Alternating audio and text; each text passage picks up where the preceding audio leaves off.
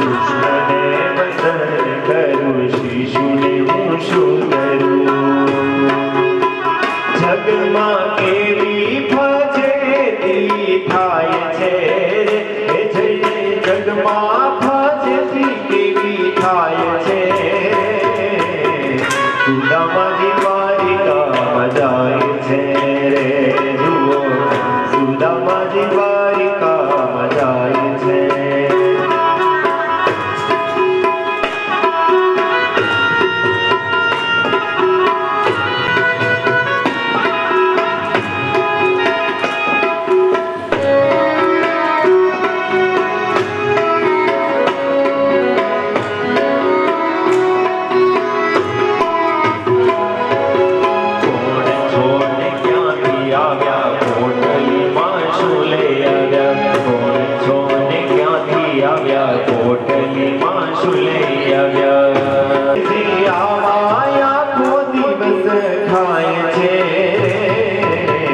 સુદામાજી દ્વારિકામાં જાય છે રે, જુઓ સુદામાજી દ્વારિકામાં જાય છે.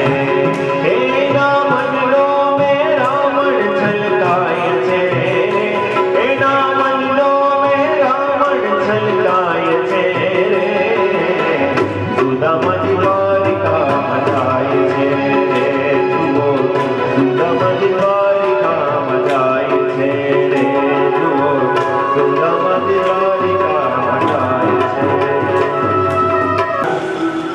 પ્રભુ દ્વાર પ્રભાસમાં પહોંચ્યા, દ્વારકા પહોંચ્યા. સુદામાજી ભગવાન દ્વારિકાધીશનો મહેલ છે, પરીક્ષિત દ્વારપાળ છે, એમને કહે છે કે ભગવાન દ્વારકાધીશને કહો તમારા મિત્ર તમને મળવા માટે આવ્યા છે. ત્યારે દ્વારપાળ કહે છે કે ભાઈ આવા મિત્ર તો મેં ક્યારે જોયા નથી, ધોતી પણ ખાટની, શરીર પણ બિહામણું, હવે હાથમાં લાકડી, અરે પણ અમે સાથે રહેતા અને ભણતા, પછી એને કીધું કે હું રાજા થાવ ત્યારે મને મળવા, એટલે હું આવ્યો છું, એને સમાચાર દેજો. દ્વારપાળ જઈ ભગવાન દ્વારકાધીશને કહે છે કે સુદામા નામે તમારા મિત્ર એ તમને મળવા, પણ દ્વારપાળો એને એમ થયું કે ક્યાં દ્વારકાધીશ સોનાના મહેલમાં સિંહાસન ઉપર ભગવાન બિરાજે અને ક્યાં એના મિત્ર પણ પ્રભુએ કીધું કે એને અંદર આવવાનું. એ ભગવાન કીધું એટલે સુદામા મહેલમાં આવ્યા તો ભગવાન દ્વારકાધીશ સુદામાને જોઈ ઊભા થયા. ભગવાન કૃષ્ણનો હાથ પકડી સુદામા ને પોતાના સિંહાસન ઉપર ભગવાન બેસાડે. પ્રભુ કહે છે કે ભગવાન સુદામાના મારે ચરણ ધોવા. રુક્ષ્મણીજી રાણી એ પાણીની જળધારી લાવે છે, સુદામાના ચરણો રુક્ષ્મણીજી ને ભગવાન દેવ ધોવે. ભગવાન ચરણ ધોવે તો પાણીની જરૂર ન પડે, કારણ નયન કે જલ સે પગ ધોય, અગ્રહી શીર્ષ જાજાય, ભગવાન એમ લોક પાવન. સુદામાના ચરણ ધોવા માટે પરીક્ષિત પ્રભુ પાણીની જરૂર. વિરક્તો ઇન્દ્રિયા પ્રશાંતાત્મા જીતેન્દ્રિય વિરક્તો ઇન્દ્રિયાર્થેષુ પ્રશાંતાત્મા જીતેન્દ્રિય. પરીક્ષિત સુદામા વિકારથી વિરક્ત હતા. પ્રશાંતાત્મા જેનો આત્મા આઠે પોર આનંદમાં રહે. વિરક્તો ઇન્દ્રિયાર્થેષુ પ્રશાંતાત્મા જીતેન્દ્રિયો. જેણે પોતાનું મન પરીક્ષિત સુદામાએ જીતો છે. દ્વારકાધીશ પવિત્ર બ્રાહ્મણ એમાં એક દિવસના મારા મિત્ર ધર્મનિષ્ઠ માટે ભગવાને લક્ષ્મીજીને પણ કીધું કે ચરણ ધોવા છે. નયન કે જલ સે પગ ધોયા.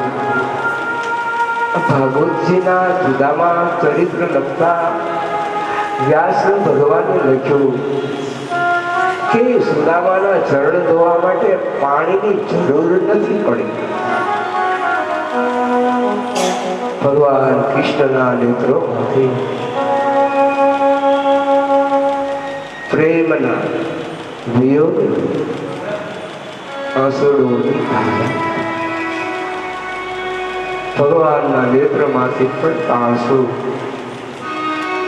એનાથી સુદામાના ચરણ ધોવાના છે. રુક્ષ્મણીજીને કહે છે પિતાંબર પહેરવા આપો, એક પિતાંબર ઓઢવા આપો. સુદામાજીએ નવું પિતાંબર પહેર્યું, બીજું પિતાંબર ઓઢ્યું. ભગવાને એની પૂજા કરી.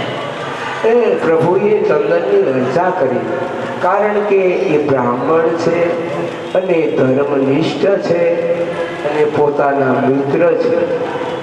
પ્રભુએ સિંહાસન ઉપર બાજુમાં બેસાડ્યા.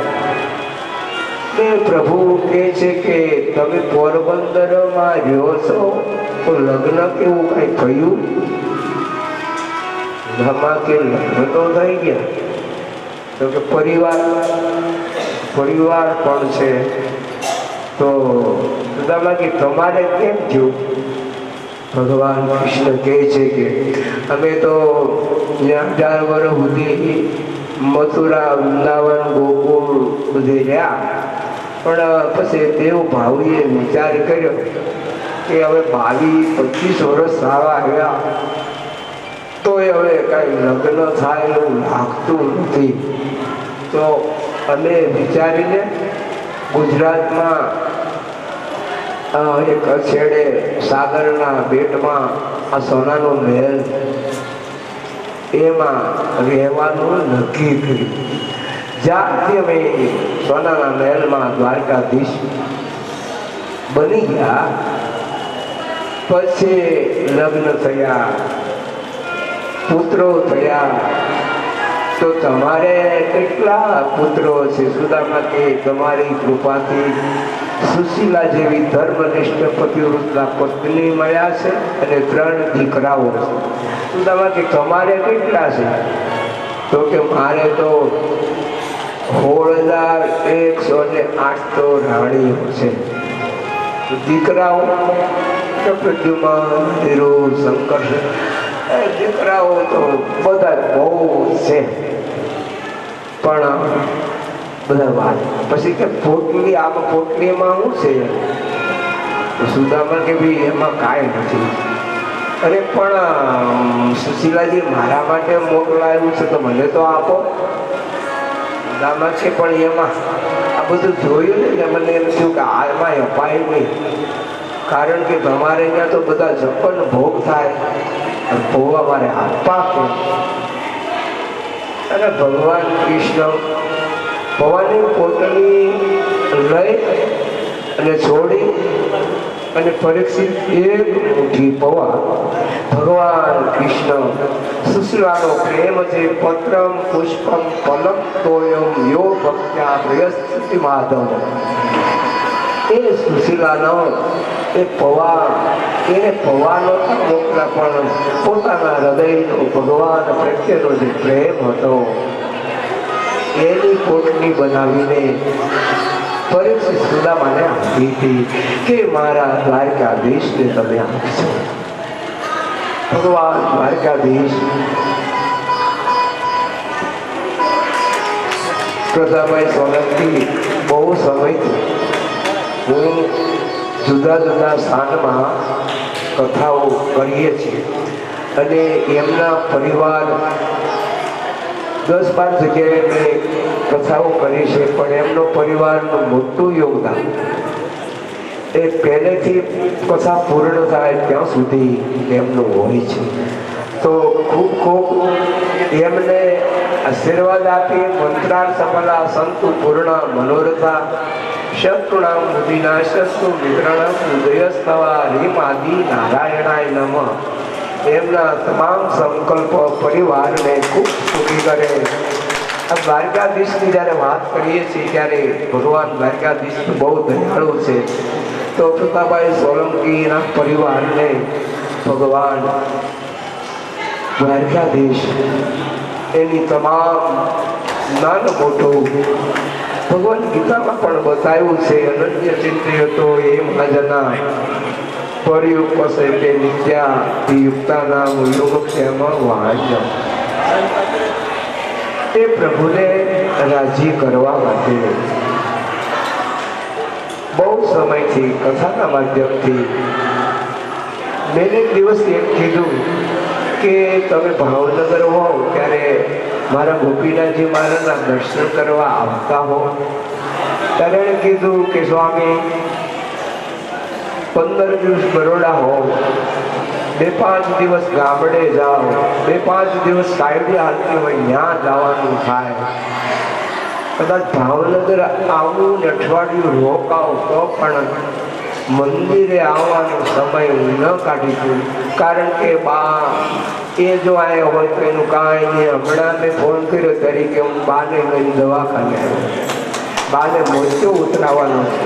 તો મેં કીધું ભાઈ એવું તમારે કંઈ કામ નથી, પણ આ તો ખાલી તમને યાદ કર્યા તો કે હું અત્યારે હોસ્પિટલે આવ્યો છું અને બાને મોરચો ઉતરાવવાનું ડિપાર્ટમેન્ટ લીધેલી છે.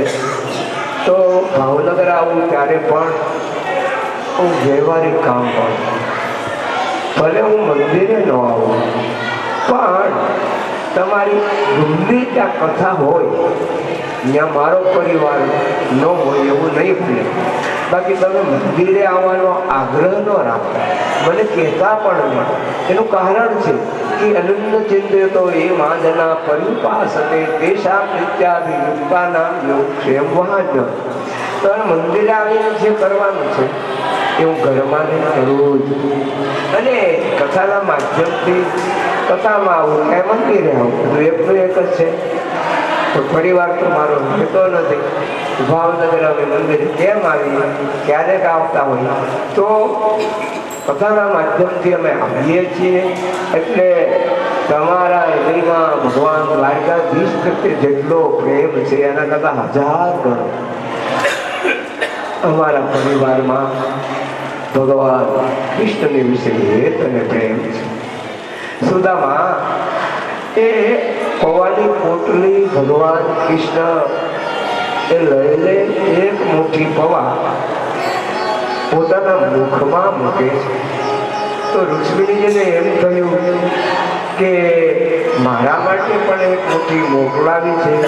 એટલે ભગવાન પ્રેમના તમારા પ્રેમની પાછળ વળી સર્વે સાધન યોન છે.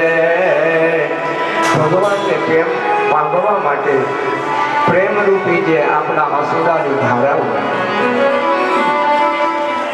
એ ભગવાન દૂરથી જ્યારે ભગવાનના વિયોગમાં ભગવાનના પ્રેમમાં સુશીલાજી જ્યારે સુદામા દ્વારકાપુરી આવવા માટે એને વિદાય આપે છે ત્યારે ભાગવતમાં એવું લખ્યું છે કે સસુરાજી રડ્યા છે. ગરીબી એટલે નહીં, પણ એક એના હૃદયમાં આનંદ હતો કે જે એક વખતના ભગવાન દ્વારકાધીશ ગુરુ આશ્રમમાં બધા ભણતા ને રહેતા, તે દિવસનો સમય કેવો હશે. વિપરીત સમયે વિવેક જાયા, સુજન તણી પણ બુદ્ધિ ભ્રષ્ટ થાયા. અઘટિત કસિતાદિનો વિચારા, વિપરીત માહિર નલકાર. તે દિવસનો સમય ક્યાં અમારી પરિસ્થિતિ, ક્યાં ભગવાન, ક્યાં વિશ્વ 56 કોટી કરોડ યાદવ ભગવાન કૃષ્ણની વિશેષતા હતી કે 25-50-100 માણસનું કુટુંબ હોય, પરિવાર હોય, પણ એ 100 માણસનું કુટુંબનો પરિવાર, ઘરના માલિક એની આજ્ઞા ન પાળે. પણ દ્વારકાધીશની વિશેષતા છે એ એનું ભગવાન પડવું છે કે પરીક્ષિત 56 કરોડ યાદવ એ રોજ સૂર્યનો ઉદય થતા રાણીઓ સહિત ભગવાન કૃષ્ણના પૂજા આજ્ઞા લે છે.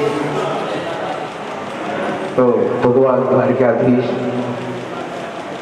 એટેક્સથી પ્રભાવ, ભગવાન કૃષ્ણનો ભાવ સામર્થ્ય છે કે 56 કોટી યાદવ એ ભગવાનની આજ્ઞામાં પોતાના પરિવારને ભૂલીને ભગવાન કૃષ્ણ એ આપણી ઉપર નારાજ હતા. તો પ્રત્યેકને, રાણીઓને, કુમારોને સતત અનુસંધાન. સુદામા એ ભગવાનને પૌવા આપે છે, બીજી મુઠ્ઠી રૂક્ષ્મણીજી એ પૌવા જમે છે. હવે બાકીની એક મુઠ્ઠી તો ભગવાન તો પોતાના હાથમાં મુઠ્ઠી તો ભરી લીધી છે, એક મુઠ્ઠી તો રૂક્ષ્મણીજીએ લઈ લીધી, તો બીજી 7 રાણીઓ જે બાકી છે, તો એ 7 રાણીઓ સત્યભામા, ભદ્રા, લક્ષ્મણા, કાલિંદી, મિત્રવિંદા એ બધી જ રાણીઓ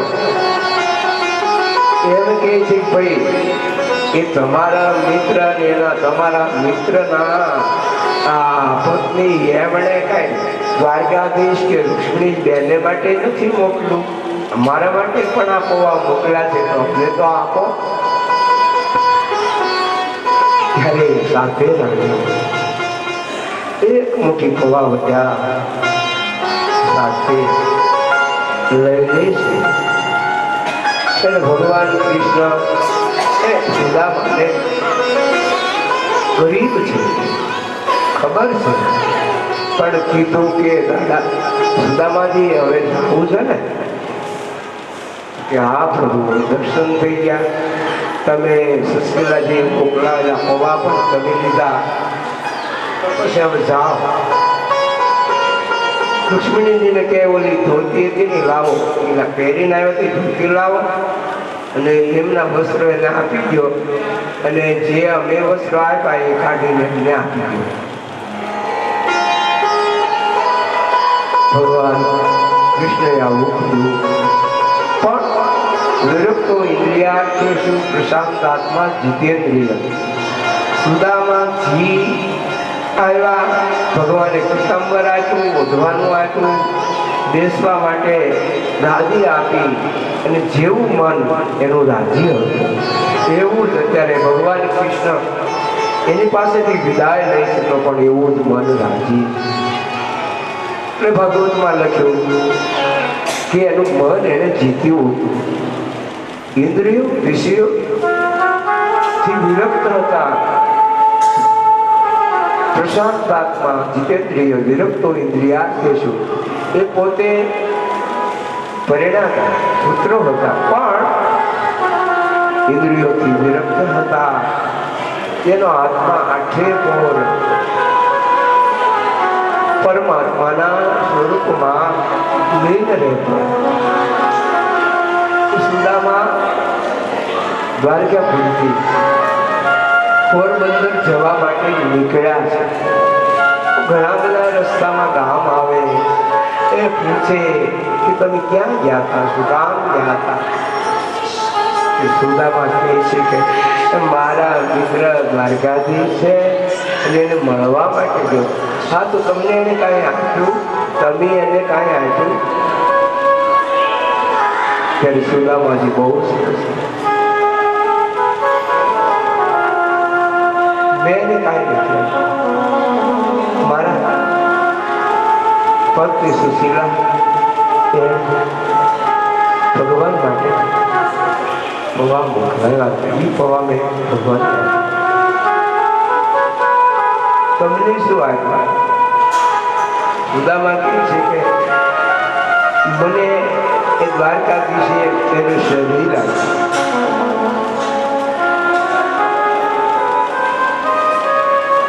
દ્વારકાધીશ એનો પ્રેમ એણે મને આપ્યો. એની અષ્ટપટરાણીઓએ ભગવાન દ્વારકાધીશને ઉપર જે પ્રેમ છે એ પ્રેમ ભગવાન દ્વારકાધીશે અષ્ટપટરાણીઓને કીધું, મારા પ્રત્યે જેટલો પ્રેમ, ભક્તિ, જ્ઞાન અને વૈરાગ્ય છે બધું જ હવે મારે નથી જોતું. હું તો પૂર્ણ કામ છું. તમે આ સુદામાને આપી દો. પૂછનાર દ્વારકાધીશ સુદામા કહે છે કે પ્રભુએ મને બધું આપ્યું. પોરબંદર પહોંચે પરીક્ષિત તો પોતાના ઝૂંપડાને ગોતવા જોયું તો એ રહેવાનું તૂટ્યા હતી, ક્યાંય દેખાતી નથી. ઘડી ભર ઉભા રહ્યા. પરીક્ષિત સુશીલાજી આવ્યા કે સ્વામી ચાલો. ક્યાં? તો કઈ હોનાનો મહેલ થઈ ક્યાં છે? અરે હું આગળ ચાલું, દ્વાર આવશે કે તમારે આગળ ચાલવાનું, કારણ કે હું તો પતિવૃત્તા છું, એટલે ઘરમાં હું તમારી પહેલા પગ ન મૂકી શકું. પણ તમે ભાડ્યું નથી, એટલે જ્યાં મહેલ છે ત્યાં સુધી હું આગળ ચાલું છું અને તમે મારી પાસે ચાલ્યા આવ્યા. સુશીલાજી એ પરીક્ષિત આગળ ચાલે છે, મહેલ આવ્યો, અટકી ગયા. પરીક્ષિત મહેલમાં સુદામાજીએ પ્રવેશ કર્યો, દ્વારની પૂજા કરી અને અનેક બેસવાના રહેવાના બર્તનો એ બધા સોનાના. પણ સુદામાજી સુશીલાજી અનંત ચિંતિત તો એ માટેના ફર્યું પાસ હતે તે યોગ છે વામ્યો. સુશીલાજી વિચાર કરે છે અનન્ય પડે ભગવાન કૃષ્ણનું આપણે ચિંતન કરતા હતા. આપણે ગરીબ હતા, મારા સ્વામી એની પાસે માગ્યું નથી પણ એણે આપ્યું. તો સુદામા ચરિત્ર એ ભાગવતજીના 10મા સ્કંદમાં અંતિમ કથા બહુ દિવ્ય અને અદ્ભુત છે. 10મા સ્કંદની પરીક્ષિત સમાપ્તિ કરીને 11 સ્કંદની કથા ગુરુદેવ સુખદેવજી મહારાજ પરીક્ષિત રાજાને કહે છે, એક દિવસ પિંડારક ક્ષેત્રમાં ભગવાનના સામ દીકરાઓ એ જ્યાં ઋષિઓ દૂતન સોપા કહા મુનિ જ્ઞાની દૂતન સોપા કહા મુનિ જ્ઞાની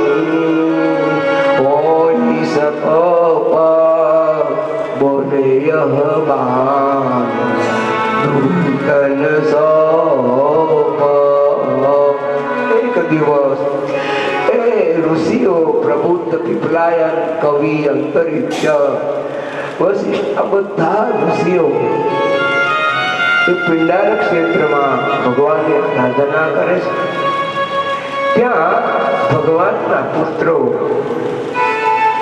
ઋષિઓને કહે છે કે આ સાંબ છે સગર્ભા છે અને એ પૂછતા તમને શરમાય છે તો તમે જોઈ આપો પુત્રી જન્મ છે કે પુત્ર.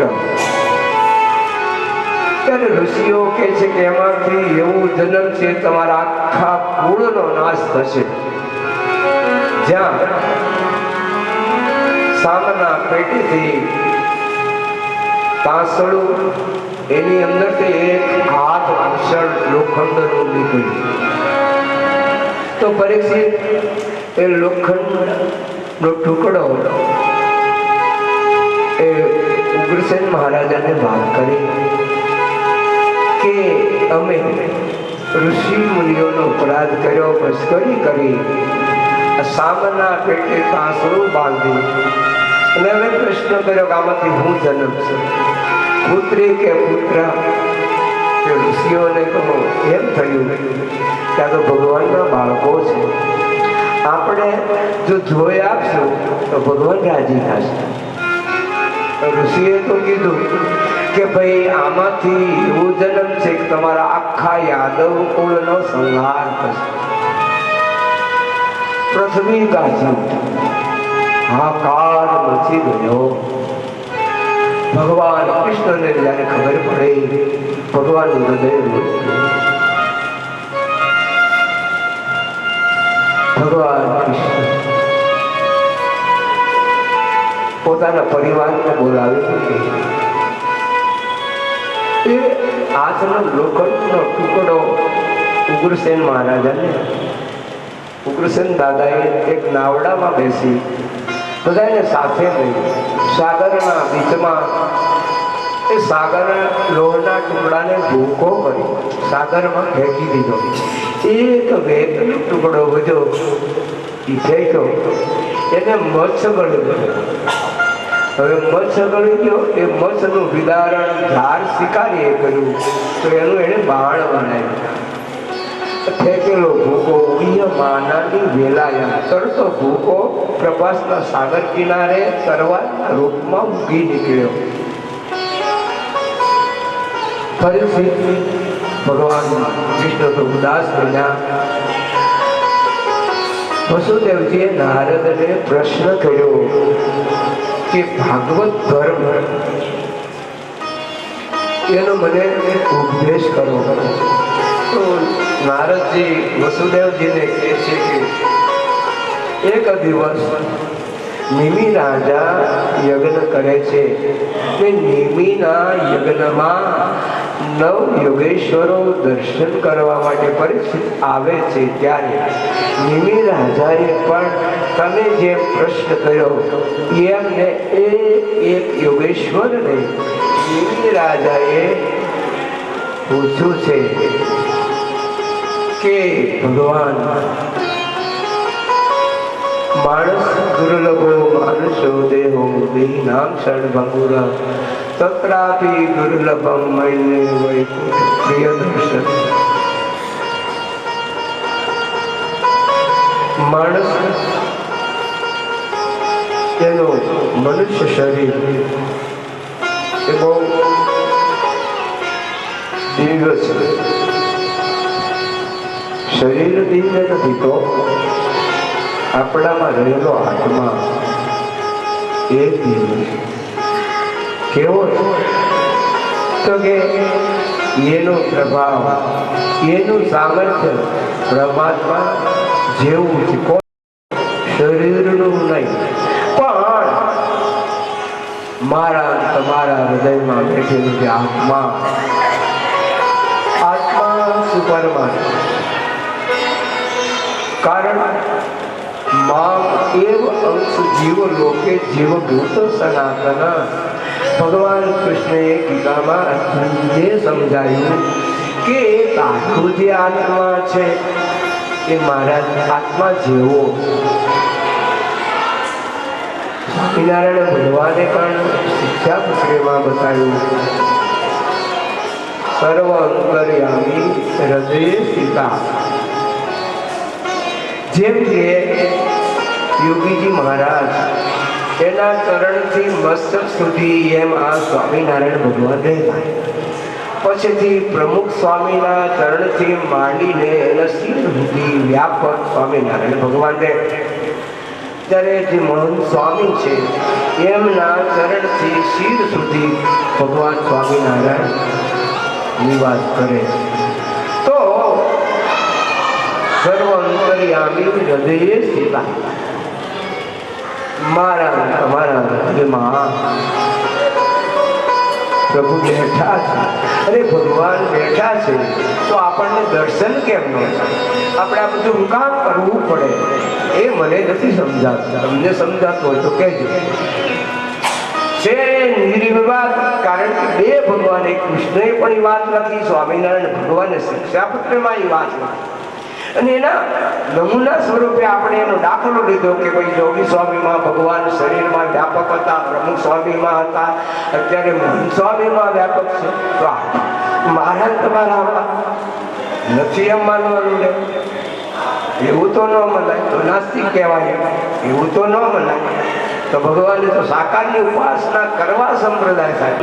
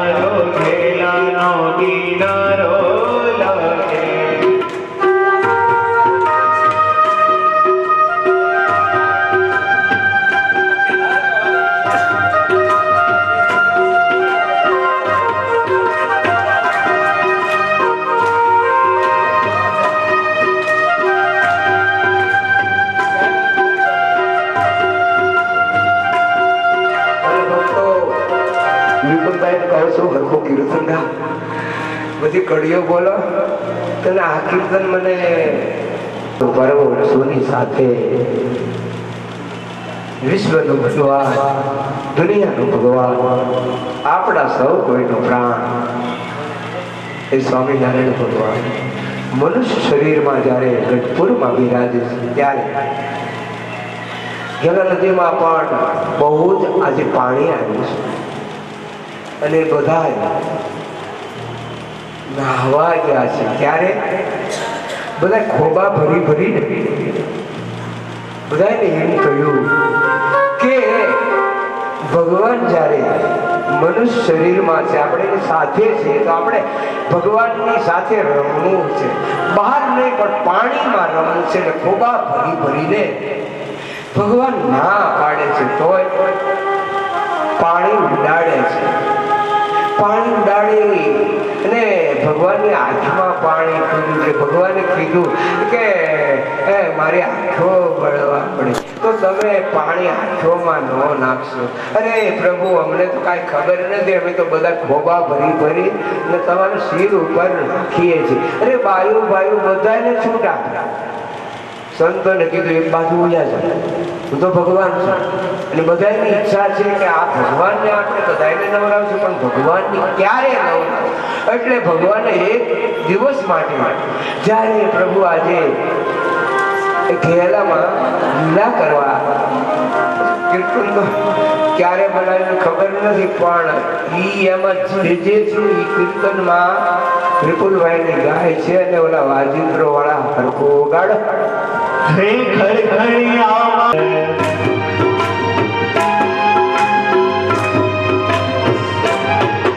હો ખડખડિયામાં ખડખડ વહે મત ગંગાની રે સર્વ મનને મોહ પમાડે સુંદર ઘેલા તીર સત્તો નાદ કરે ત્યાં શ્રીજી પાણી ઉડાડે. આપણે તો અત્યારે મૂર્તિને અભિષેક કરીએ, પણ જે એના મૂર્તિઓ પધરાવી ઈ સ્વયં નાય છે એટલે એના નવરાવનારા ઘરના ભાગ્યને કોઈ નથી. ગોપીનાથજી તો મને પ્યારો પ્યારો લાગે, પ્યારો પ્યારો લાગે, મને ન્યારો ન્યારો ખેલાનો કિનારો લાગે.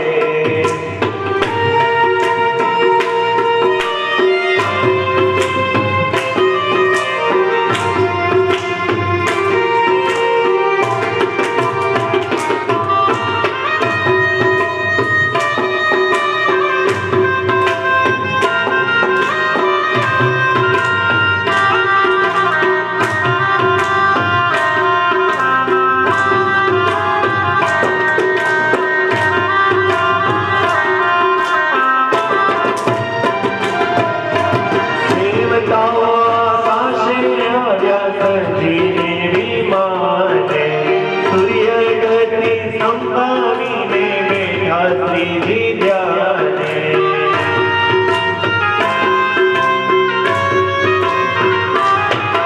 હો દેવતાઓ આકાશે આવ્યા સજીને વિમાને, સૂર્ય ગતિ સંભાવીને બેઠા શ્રીજી ધ્યાને. પુષ્પવૃષ્ટિ કરે છે લઘુમાની લાગે છે, લઘુમાની લાગે, મને ન્યારો ન્યારો ખેલાનો કિનારો લાગે. ગોપીનાથજી તો મને પ્યારો પ્યારો લાગે, પ્યારો પ્યારો લાગે, મને ન્યારો ન્યારો ખેલાનો કિનારો લાગે.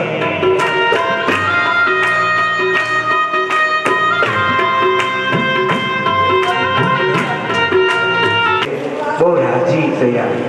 એકનાથને પૂછ્યું કે કેમ તમે બહુ રાજી થયા?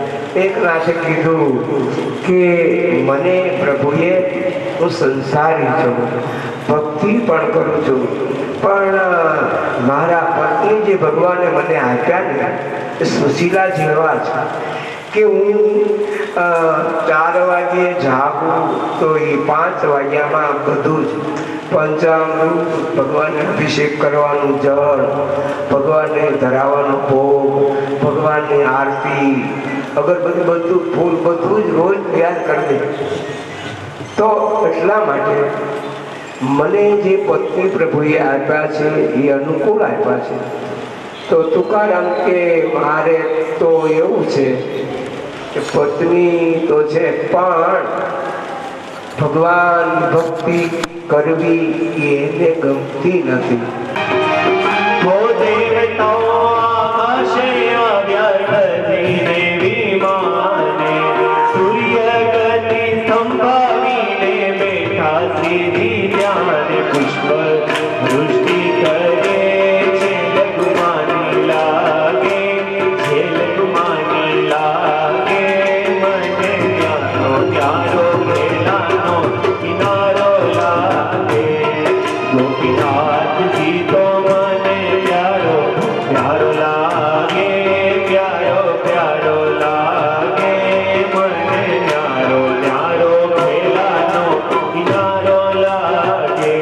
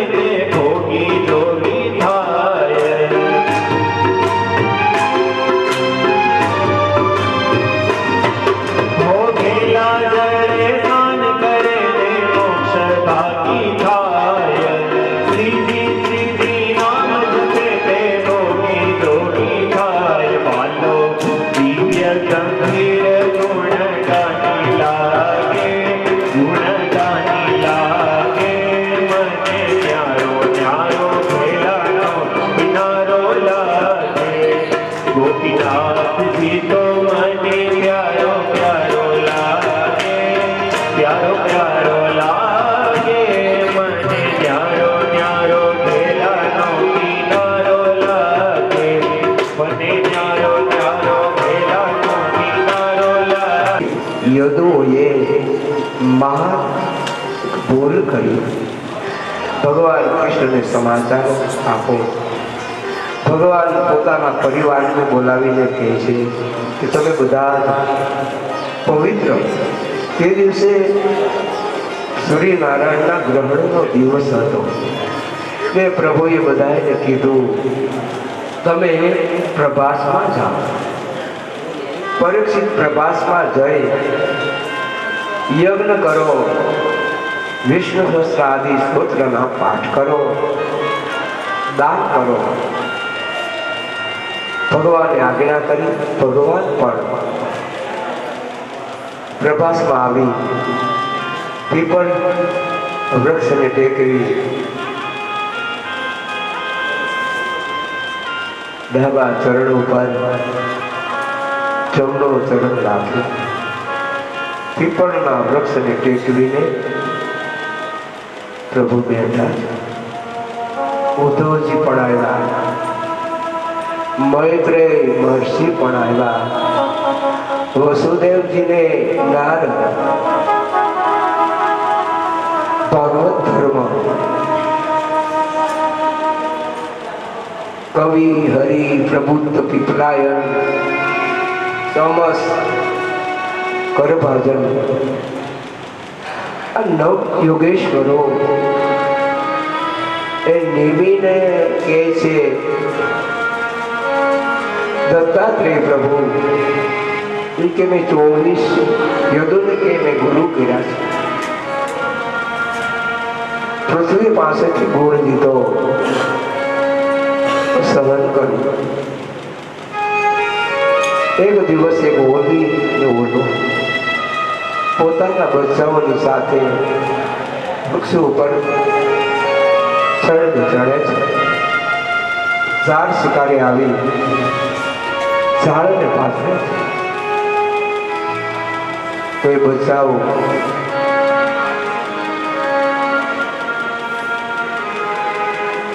એ દાણાઓને ચડવા માટે જ્યાં નીચે ઝાડમાં બેઠા તો બધા જ બોલીને એમ કહ્યું મારે બચ્ચાઓ એ ઝાડમાં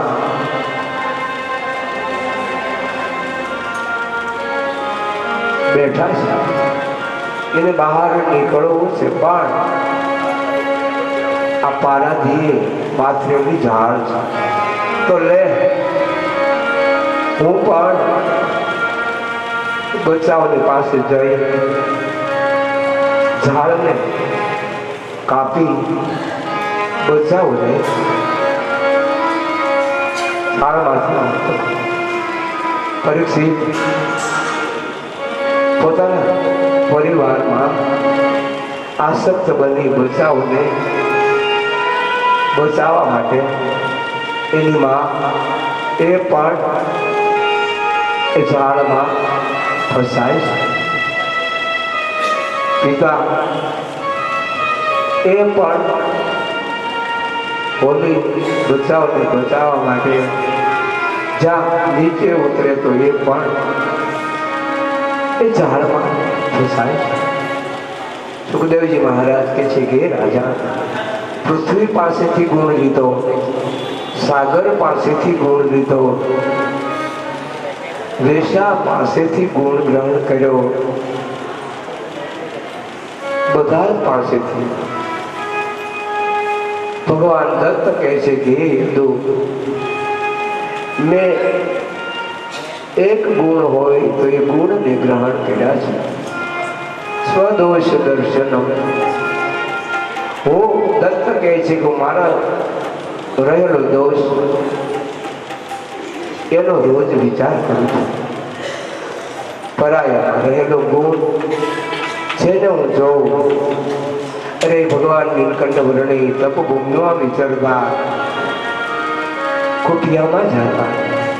પ્રભુ નાના છે. જે કોઈ ઋષિઓની કુટિયામાં ઘડી ભર નીલકંઠ વર્ણી જાય છે, ત્યાં રહેલા ગુરુ, એમાં રહેલો ગુરુને ગ્રહણ કરીને બહાર બીજી કુટિયામાં જાય તો પગે લાગી અને બહાર આવે. અનેક કુટિયામાં રહેતા ઋષિઓ એમાં જે ગુણ હતો એ ગુણને ગ્રહણ કરીને નીલકંઠ વર્ણી બહાર આવે.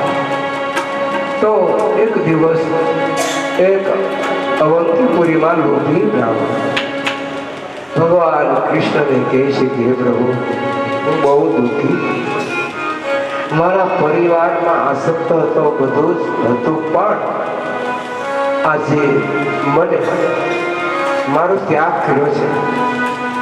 સંપત્તિ બધી એ લોકો એમણે લઈ લીધી. હું નિરાધાર બન્યો, ક્યાં જાઉં? ભગવાન કૃષ્ણ કહે છે કે અવંતીપુરીના બ્રાહ્મણ, તારા દુઃખનું કારણ તું જ છો. તે બહુ બધું લોભથી ભેગું કર્યું, અંતે એ પરિવાર સ્વતંત્ર બની ગયો. એટલે તું પરતંત્ર બનીને આજે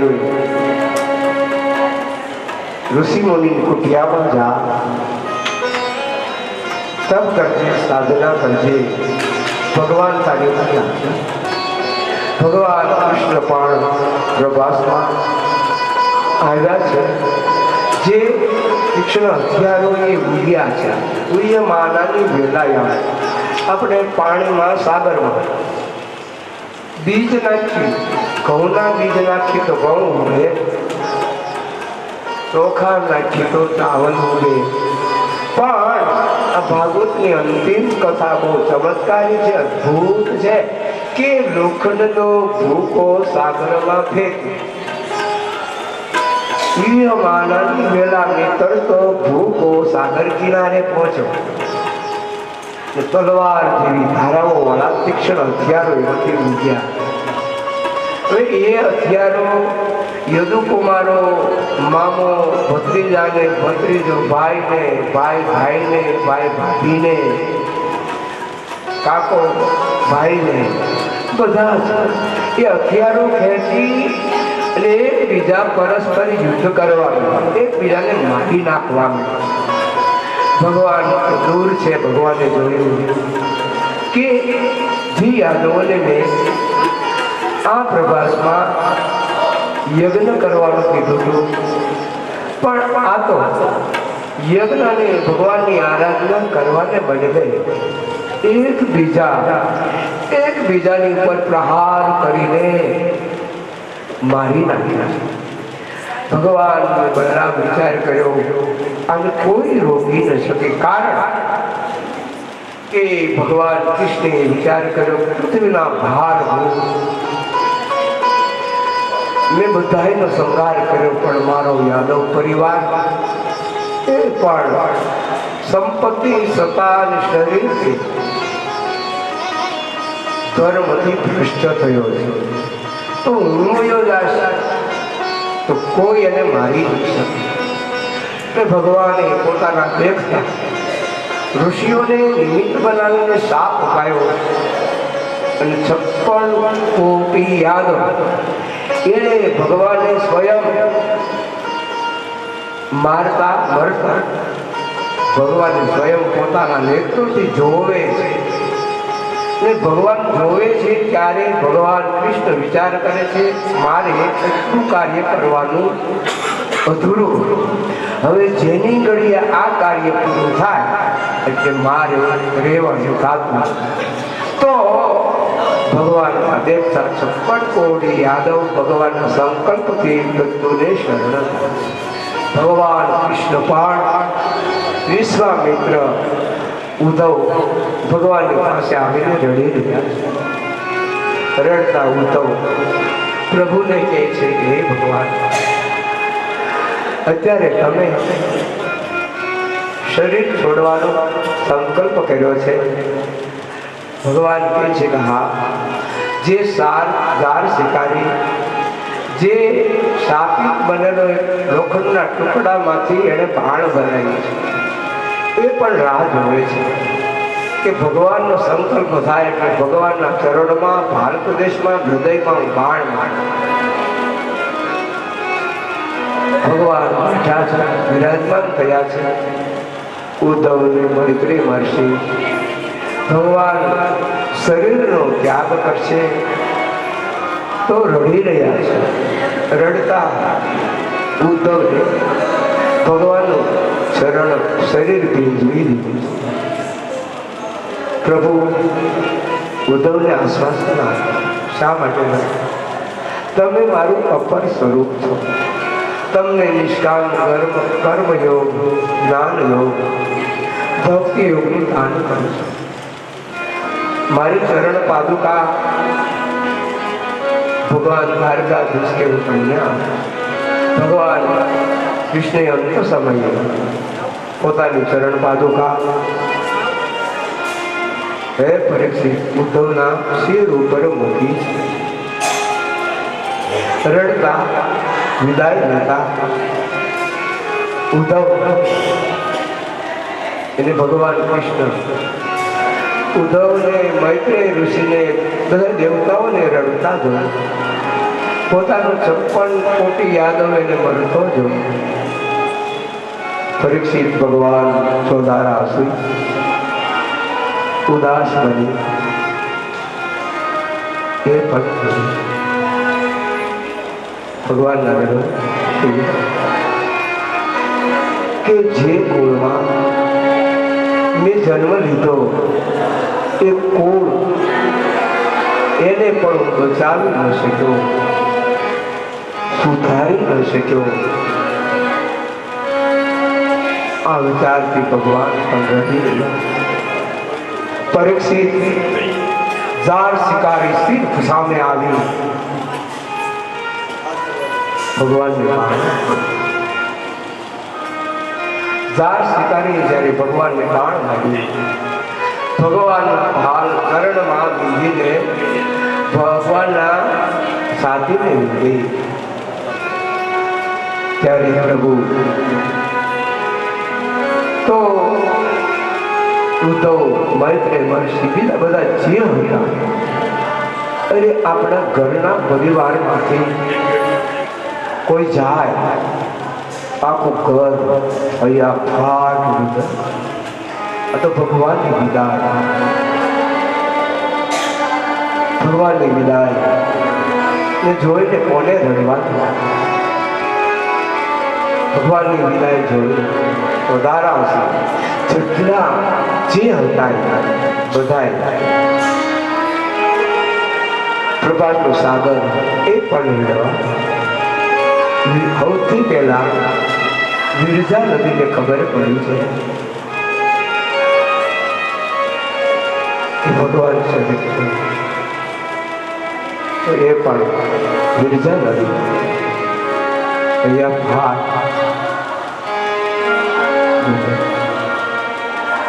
આકાશને ખબર પડી, એમાં રહેલા દેવ દેવતાઓ એ પણ પવિત્ર પ્રભાસનો સાગર સમુદ્ર આ પૃથ્વી પર અતિ પવિત્ર માનવામાં આવે. કારણ ત્યાંથી અરબી સમુદ્ર શરૂ થાય. ભગવાન સોમનાથ મહાદેવના મંદિરના દિવાલો પર જે પાણી 24 કલાક ધોવે છે, ભગવાન શિવના ચરણમાંથી જે પ્રભાસનો સાગર એ વ્યાપક, એ સાગરને કિનારે પ્રભુ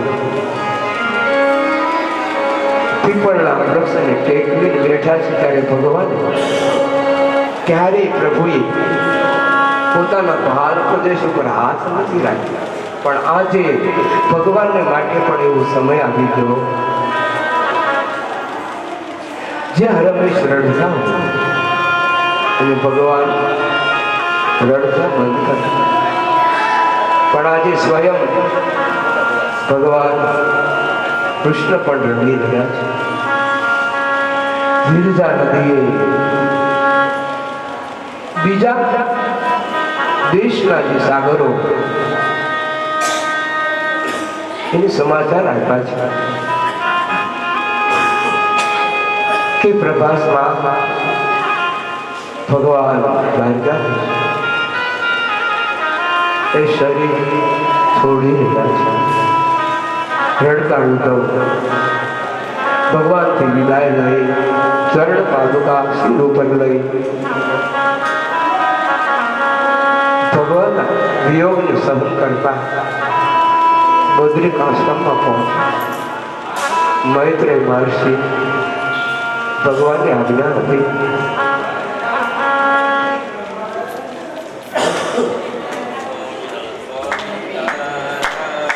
તો દવા આપો, પણ માંદો થાય તો તે દિવસે હાજો થઈ જાય, પણ શરીર બહુ સમય સુધી ભગવાનની 5 વખત આરતી કરવું, ભગવાનને ભોગ ધરાવવું, વસ્ત્રો ધરાવવું, ફૂલહાર ધરાવવું, અને આવું કઈ કથા હોય ને કથા કરવા જઈએ, ન્યા મોટા ઉત્સવ નાના મોટા ઉત્સવો કરું, એવું શરીર મારું સ્વાસ્થ્ય રહે. ડૉક્ટર કીધું અમારા હાથની વાત નહીં, તો મારે કીધું કોને કહેવું? તમારે ભગવાનને કહેવાનું, તમારા ગુરુને કહેવાનું. એ રાખે કે ભાઈ તો દવા કરીએ માંદા પડે, એ અમારી પડે. એકદમ ઠીક છે, કાંઈ વાંધો નહીં. દાદા તમે શરૂ કરી તો બોલવાનું. હોય તો ઘરે જાય તો ઊંઘ આવી જાય, કારણ કે ધરતીનો છેડો ઘર છે. બહાર નીકળી અને ગમે એવો બેડ સારો હોય તો પડખા ફરવા પડે.